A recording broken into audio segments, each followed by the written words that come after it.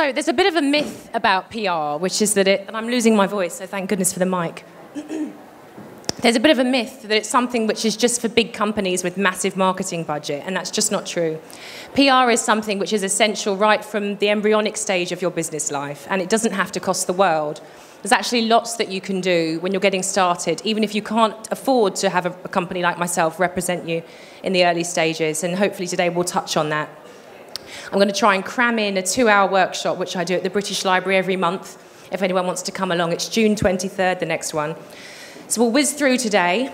In the workshop, we actually show you how to pitch, get you up in front of the rest of the group, and really teach you about what you should be saying when you get onto the phone to the journalist yourself. But it's also about empowering you to understand what you should be looking for from your PR agency, because I think if you have an understanding of what they should be doing, you're immediately in a position of power.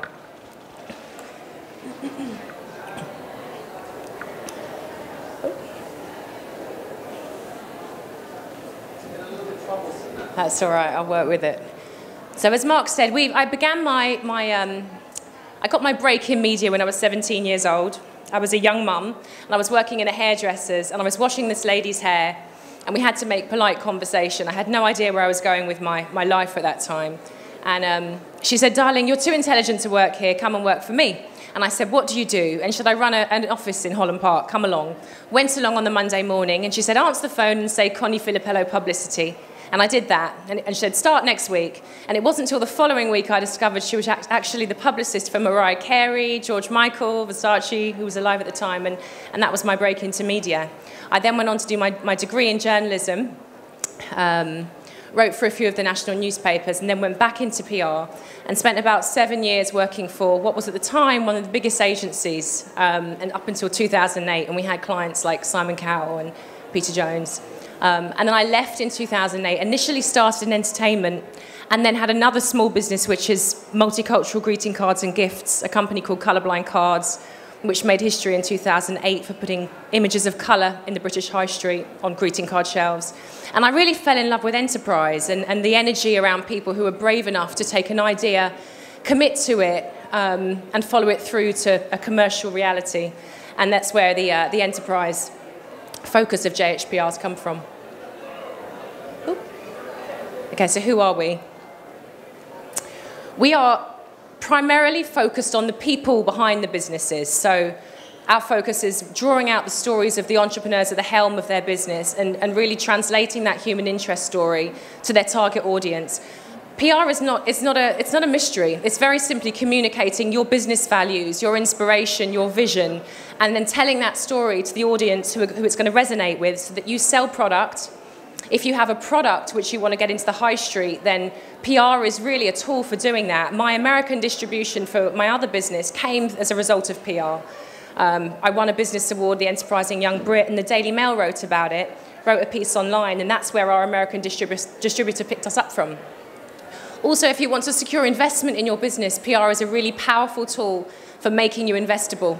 So it's not just about connecting with your target audience. It has some other really powerful mechanisms. The other great thing about PR, which advertising doesn't do, it's a third-party endorsement. So if you place an advert and pay for it, people know you've paid for that advert. Whereas if it's a piece of editorial, it's a third party saying, actually, we support, endorse this brand, and that's why it's powerful.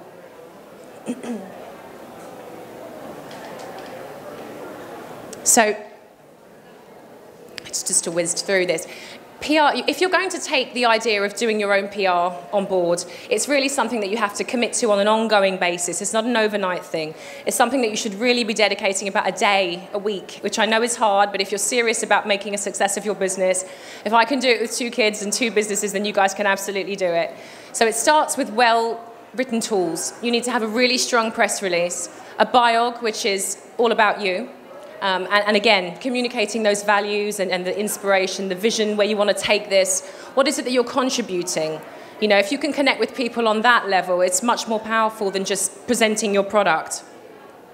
And then your media list. And that goes back to starting with really, really understanding who your target audience are. And once you know who they are, then you can start to strategize and work out which media are the media that talk to your target audience.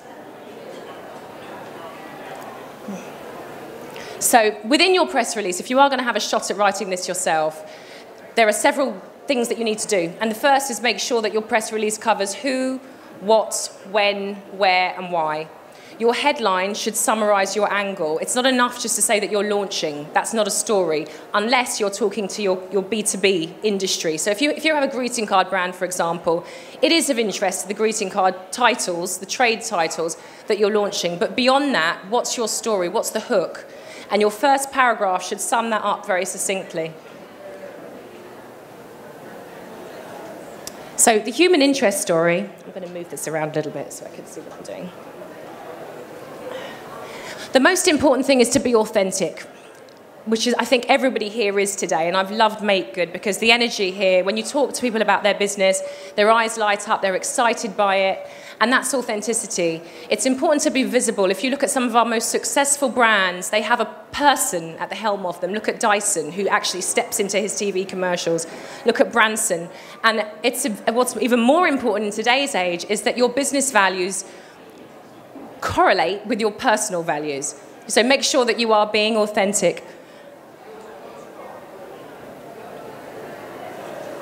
And then understanding brand you. So I've used myself as an example here. I'm a mum. I was a West Londoner up until recently. I'm a businesswoman and I'm mixed race. That's just 4 of the facets that encompass Jessica Huey. And each of those represent a different section of the media that you can tap into. So by the fact that I'm a businesswoman, there's a whole entrepreneurial media and startup media that I can then talk to, position myself as a thought leader, share my expertise. I'm mixed race, so there's an ethnic media. It's limited in this country, but it certainly exists. I'm a mum, and as much as I hate the mumpreneur term, there's a massive mumpreneur media that I can then talk to. And I'm a West Londoner. And if you are just getting started, then talking to your local media is a really gentle way to dip your toe into PR because they tend to be really nice. And they're always looking for stories about local entrepreneurs who are doing wonderful things.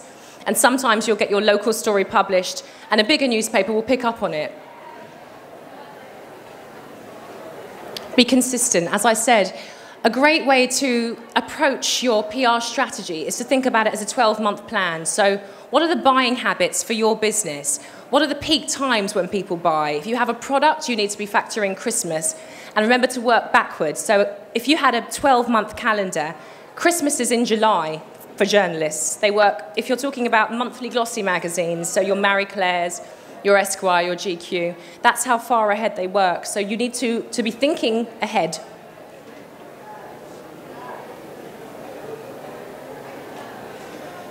Yeah, we talked about brand values. Gerald Rattler is a great example of somebody whose personal and business values were not aligned, and it worked against him.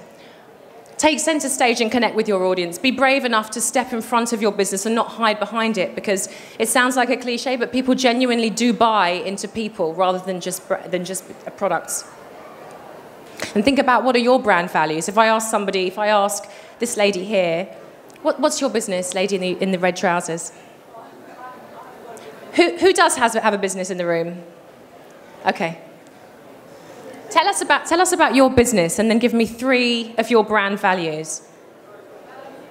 Okay, so our business is Dapper and Frill, and we are selling... There's a mic there. Oh, sorry, thank you. Hi, our brand is Dapper and Frill, and we're retailing home accessories. And our brand values are made in Britain, and I think we're using 100% made in Britain fabrics and manufactured in Britain. So we're supporting British industry and manufacturing and good design. Okay, so strong design, support, Yeah. and made in Britain. Yes. Okay, is there anyone else? Okay, this gentleman over here. Sorry.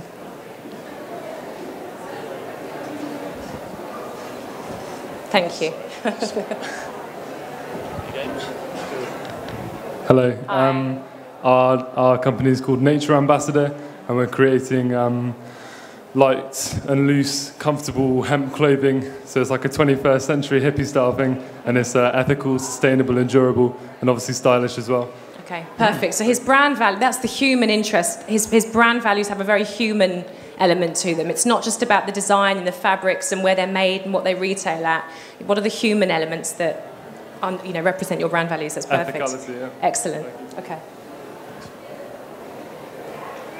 So understanding the selling funnel, it's important to understand that it all starts with awareness, and that's where your PR comes in. And sometimes we have clients who say, well, I had this great spread in the evening stand and it didn't translate into calls. PR is about creating awareness, and it doesn't always have overnight results. It just doesn't work like that. So if you manage your own expectations from the off, you're less likely to be disappointed. It's something you have to keep going at. It starts with awareness, and then it moves to interest, consideration and desire, and then purchase. And then if they're happy with their purchase, you have loyalty, which is always the ultimate aim. And that's all to do with the experience they have when they actually purchase. So we have reactive PR and we have proactive PR. And we've been talking about proactive PR, where you generate a press release and really try to plant the seed of the story angle.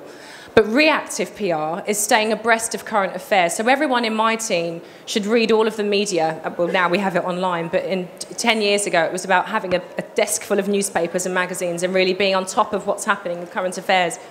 Because the news every day represents opportunities for you to hook your business onto what it is that's happening. So if there's an issue to do with what's in the news today? Who's read the newspaper today? Somebody give me a story. Nobody reads the news in here, okay, that's why we're here. Yeah, so be aware of what's going on and how you can contribute to an ongoing debate. Perhaps you have a comment or an opinion which is fresh, which adds a new perspective. Maybe you have a solution to a problem that's being reported. Do read every day, and you have to be quick. You have to be quick when you're working as a reactive PR. Familiarise yourself with your key B2B publication and make sure they know who you are. Do try to nurture a relationship with them, because they are the people that will support and cover your growth as you grow as a business. We talked a little bit about truly understanding your customer. I had a client who actually named her customer. And she said to me one day, Jessica, my customer's moved from being Isabel to being Clarence. And I said, what does that mean? And she explained that, well, Isabel shopped at Waitrose and Clarence shopped at Selfridge's Food Hall. And she could tell me what they read. She could tell me how many, if they had a holiday home. She truly understood her customer. And once you really break it down, you can really talk to them more effectively. So it's not enough just to say my customers are women 20 to 35. You need to narrow it down, because the better you understand who's buying your product or service, the more effectively you can then communicate with them and talk about issues which are of interest, which is particularly important when we're looking at social media, and not just constantly selling and providing useful information, which is going to be of use to them. Encourage them to share your tweets or Facebook posts. Power of partnership. Because if there's one thing that you do, that you take from today, it's the power of partnership. So my company, for example, when we launched our startup division, we had to think about, okay, well, which organisations can we partner with in order to grow our brand, to grow our company? So the British Library was a great place to start. The government startup loans. Any of the big bodies who are talking to startups, that's where we need to be. So think about, and the same applies to my other business, which is product. Think about 5 key partners who share your target audience but are not your competitors. And then think about how you can partner with them. And don't be afraid to think big, because there are massive corporate brands out there who want to be seen to be supporting startups, and they can benefit from PR. So there's always something you can offer. And do aim high, and it does take time, and it's not a one-hit wonder. It takes some time just to identify who the right person to talk to is. But once you do, that becomes a PRable opportunity in itself, because if you're a startup who partner with a massive brand, that's a story.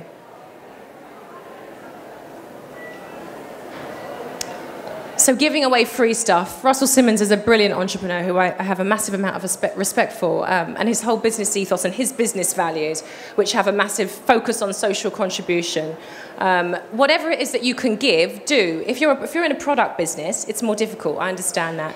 But there's always something that you can give away, even if it's just advice. If you're a service provider, or you have a business which has a particular social stance, then what is it you can share in terms of thought leadership? You know, so much of PR is now about content generation, which does take time and is time consuming. But you need to, if you are an expert, you have to be able to illustrate those expertise so that people buy into it. So a lot of PR with my clients now who are experts is about saying, well, give me three features on X. They send those over, and then we place them with the media who, again, talk to the audience that they are trying to connect with. So we just touched on the idea of thought leadership. A really powerful way to do your own PR. Write about everything. And be creative. You know, I loved it around Christmas, and I heard about these businesses who ran, you know, food chains or had food products or food outlets who were giving away food to the homeless. You know, PR is such a wonderful part of the reason that I left my last job, apart from just being driven and wanting to be in control of the clients that I represented, was because PR can be such a powerful way to do some good and to actually, to make a social contribution and share the stories of really inspiring people that will in turn encourage the next generation to be brave and not just think about who they're going to work for and think about which of their own skills they can utilize to then do what they love for a living. There was also a startup who I worked with recently who was an aspiring fashion designer, and he came up with the idea of creating a piece for the royal baby before he was born. Sent it off to Clarence House, and it was he was doing this from his back bedroom, but he sent it off. They acknowledged receipt and actually said, yeah, we're happy for you to talk about us in the media. So when, it can seem like there's a massive amount of uncertainty, but you never know where these things are going to lead to. That was a really strong PR angle for him to run with for a new designer. And then, of course, we're talking about traditional PR here, but you do have to combine it with social media. And I know it takes time and it's hard work, but factor it into your working week. You know, when you do get a PR win and a piece of coverage published online or offline, share it across your networks. Has anyone heard of clout? Yeah, a couple of people. Clout. Your clout measures your influence on social media, and if you have a score of 60 or above, you're amongst the top 5% online. So it's good to monitor how you're doing and how much more interactive you need to be in order to be effective. And then when we're talking about content, if it's too much for you to do it all yourself, do check out freelancers.co.uk, because there are some brilliant journalists on there in every industry who can create content for you for as little as about £20 for an article. The pitch. This is something that we do in my British Library workshop, because ultimately, in the same way that any of the students in here will have talked about elevator pitches with Doug, PR is the same. When you get on the phone, it's all about being able to very succinctly summarize your business or your angle, your news story, and touch on those USPs and what differentiates you from what's already out there. So being able to communicate that quickly and effectively is really key. Then awards. Business awards are a fantastic way, often free way, to generate free PR for your own business. And it doesn't matter if you're just getting started. I won the Evening Standard's Most Inspirational Entrepreneur when I was just at the start of my business. And it was more about, I think, the challenges that I'd had as a young mum with a full-time job. But, you know, don't be afraid. Don't think, oh, I have to have an X turnover before I start to enter myself. It's not, your business isn't just about figures. So recognize your own accomplishments and put them out there. And ultimately, this is something that we offer. We launched as part of our startup offering about a year ago, our startup PR service, which charges about a quarter of what we charge our standard clients. It's £1,000 a month, which is still a massive outlay for businesses which aren't funded, I understand that. So if you want to try doing your own PR, we charge $297 and we'll actually create the documents for you, along with a tailored contact list for your particular industry. So if it's fashion, it would be your fashion journalists and bloggers, influencers, etc. So you have all the tools to then go off and try to do your own PR. And if anybody does want to come along to my British Library workshop on June 23rd, which is a little bit more detailed, or quite a lot more detailed, then you're very welcome and you can book through my website. Yeah, I'd just like to take some questions. Anyone got any questions for me? No? Yeah, lady over there. Hi. Hello. So you said about, like, if you find things in the newspapers that relate to what you're doing and you think that you can use that as a way to like promote yourself. Like, how would you go about that? Like, who would you how would you show that you were relating to the things that are happening in the newspapers? What's your business? I'm a print designer, and I'm making bags but with other graduate designers, and I'm like promoting their prints as well as my own.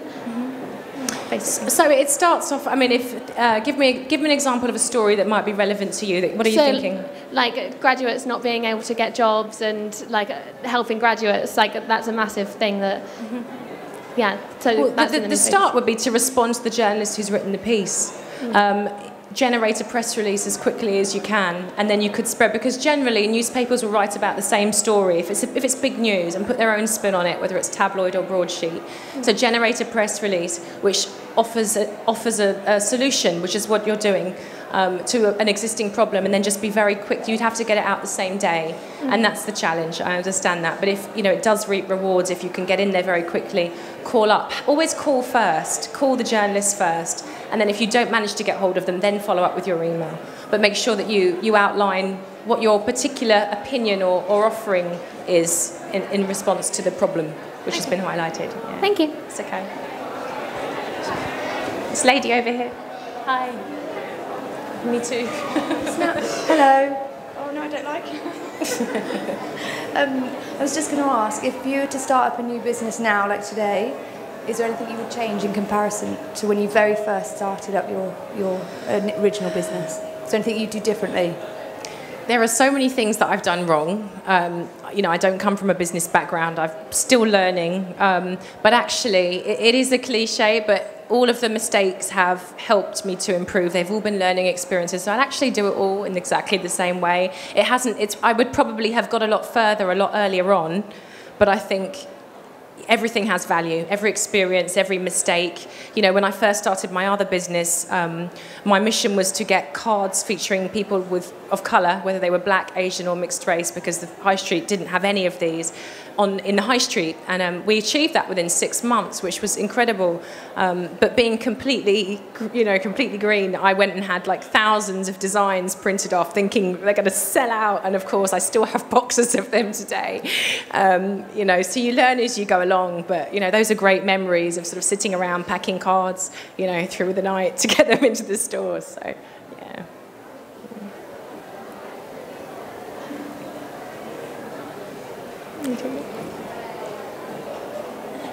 Hi. You mentioned getting involved with awards. How do you go about doing Literally that? Google Business Awards. Just Google Business Awards. And there's, the first Women Awards just closed. Awards season tends to be around October, November time. So they're open for nomination now.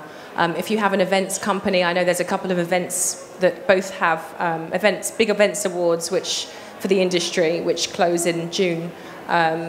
But yeah, there's constantly awards. Just Google it, and you'll find there's actually a website, which I don't recall the name of it, but it lists them for you. Mm-hmm. So just a matter of searching online, really, and then making sure that you apply for them. You apply for them. Often there's no charge, okay. And there's nothing to lose. Yeah.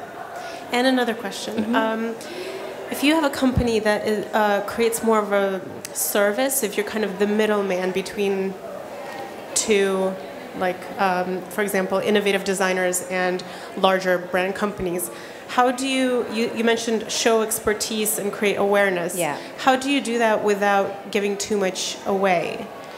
Good question. How do you advertise? Do you advertise the designers you're working with, or I think you have to use your clients as an asset. So we have a company at the moment who are one of Europe's leading events talent management agencies and public speakers bureaus, and they have an incredible roster of some real world icons, as well as some lesser known people who are world-class chocolatiers and leaders in their field, respectively. Those individuals that they represent are their assets. So work out a way to leverage your assets. In terms of thought leadership, I think it's just about creating. I think you can never give it all away. Ultimately, working with you is the prize, isn't it? Yeah. But you want to illustrate to people what you can do for them in order that they should, to inspire them to come to you personally and have you on their team. Okay. So just starting off, would you suggest, selling yourself as like a personality? Yeah, like to gain interest. I mean, how would? Yeah, I think personality conjures up ideas of sort of reality shows and celebrities, and it doesn't have to be that way. Yeah. Work out what your area of strength is. You know, I would never sit up here and wax lyrical about, you know, my business acumen, because, you know, I just, all I know is the experiences I've had, which have had some success, and then I can relay the stories and the actions I took that led to that success. So work out what is it that you are very sure, you know, you're absolutely very good at, and can then share that expertise. And then that's what, just be true to yourself, ultimately. Be honest, and then share that. And people, that will resonate with people. Thank you. Pleasure.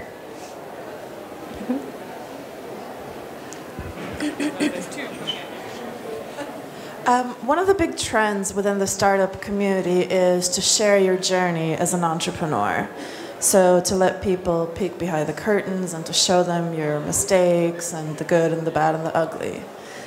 Do you think that has a chance of backfiring if you share too much? How do you share enough to keep people interested in, again, to be authentic without just really showing all the bad stuff? I think it's kind of... I think the idea of sharing a journey works. You know, thenextwomen.com, have you come across that website? Thenextwomen.com has a global presence. It's a really powerful website, and they have the startup diaries, and you can just share on an ongoing basis your story. And I think it's a really powerful way to raise your profile, increase your online presence, etc. I think it's common sense to a certain degree. I think you wouldn't want to put anything out there which is going to be detrimental to your business. So, you know, for the sake of conversation, I don't know what your business is, but, you know, if you're a designer and you ordered the wrong fabric and now the quality isn't up to par, you probably don't want to share that. So it's kind of, you know, being honest and open. Yeah, as long as it's not going to be detrimental to your business, I think but it's, you know, you work it out as you go along. And also making sure that whenever you're talking to media, you're tailoring to their style. You know, it's not one size fits all. So if you're going to pitch to Grazia, for example, or Stylist or Sunday Times Style, it's going to be a very different tone to if you're talking to one of the Start Your Business magazine or Talk Business. Tailor it and be aware of the media that you're pitching to before you pick up the phone. You know, do familiarise yourself with what the journalist writes about. You know, the angles which are of interest to them. Journalists are busy, and some of them are lazy. So the more that you can kind of give them a ready-made feature, the more success you're going to have.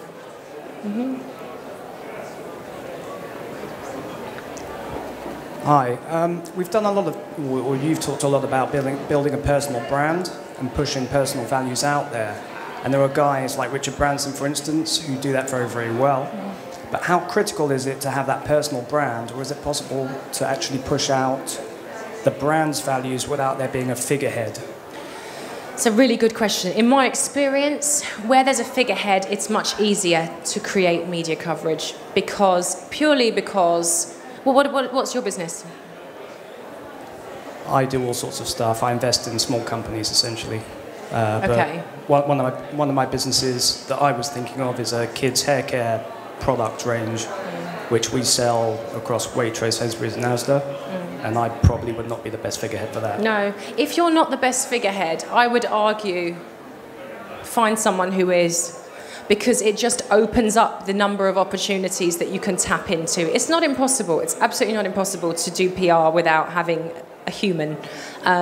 I think the next best thing is to talk about the human values. So, you know, what benefit does the hair brand have to the kids that use it? You know, right? Exactly. But it just widens the opportunities that you can tap into. And I think investors, you know, if you're looking at selling your company in 5 years' time and you want to get investment, investors are they invest in people. So, you know, that's the other reason that it's so important to start thinking about raising your personal profile as an entrepreneur right from the off, because it's you that the investors will buy into, not the product, and they want to know that this person, you know, has the ability to do the job, so they get a return on their investment.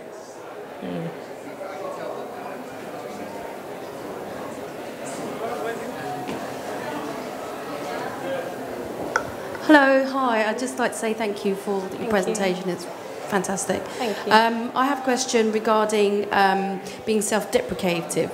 So what's the best way of being positive, the right things to say, you know, in your press releases, when you're talking a good game, all that kind of thing, and words to avoid as well?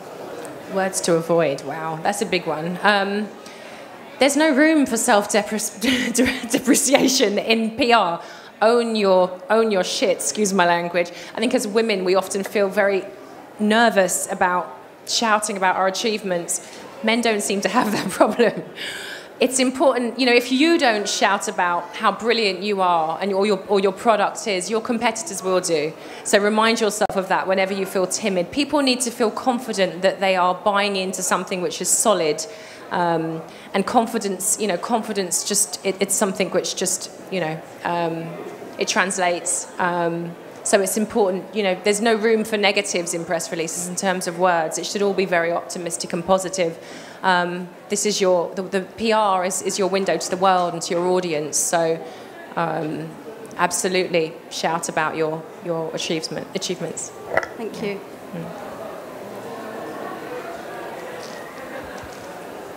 Got any more questions? No? Oh, one more lady here. Yes.